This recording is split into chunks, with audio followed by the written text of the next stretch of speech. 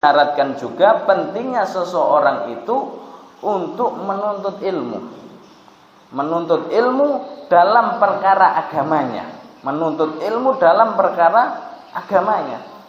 Maka mohon maaf, satu rumah itu tidak ada yang menuntut ilmu agama.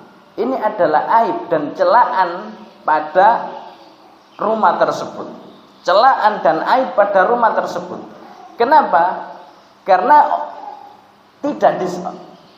artinya orang awam itu bukan berarti orang yang tidak mengetahui seluruh perkara-perkara syariat, tidak. Jadi orang awam itu orang yang tidak mengetahui perkara-perkara rumit agama. Sedangkan perkara-perkara yang zahir, yang bisa nampak di mata, itu wajib tahu orang awam.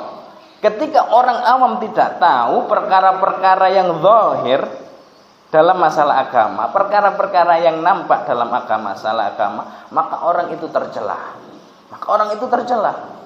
Jadi tidak tahu bahwasanya sholat itu wajib, tidak tahu bahwasanya praktek wudhu yang benar seperti ini, tidak tahu praktek sholat yang benar seperti ini, tidak tahu cara membaca Al-Quran yang benar seperti ini, maka orang tersebut tercela.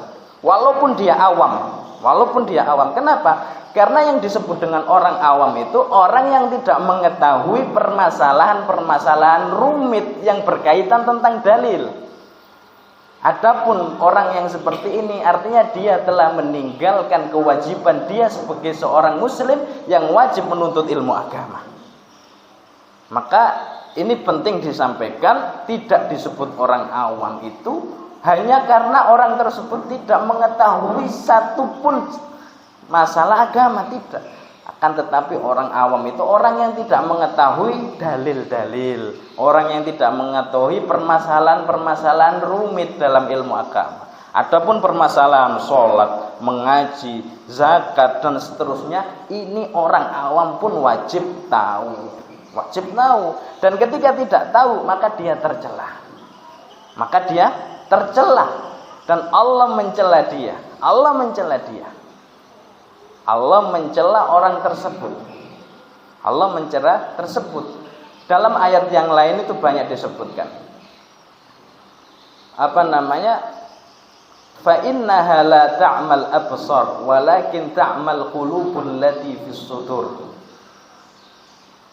Dan dalam ayat yang lain dijelaskan orang-orang yang tidak mengambil ilmu, ya, tidak mempergunakan panca inderanya itu, penglihatannya, tidak la yubsiruna biha walahum adhanul la yasma'una biha ulaika kal an'ami bal hum adall. Orang yang tidak menggunakan mata untuk melihat dan pendengaran untuk mendengar dan juga hati untuk berpikir, maka mereka seperti binatang ternak, bahkan mereka lebih sesat daripada binatang ternak tersebut. Maka tidak ada alasan bagi seorang muslim untuk meninggalkan belajar ilmu agamanya. Tidak ada alasan seseorang itu untuk meninggalkan dalam belajar ilmu agama. Tidak ada alasan bagi seorang yang beriman kepada Allah Subhanahu wa ta'ala. Kemudian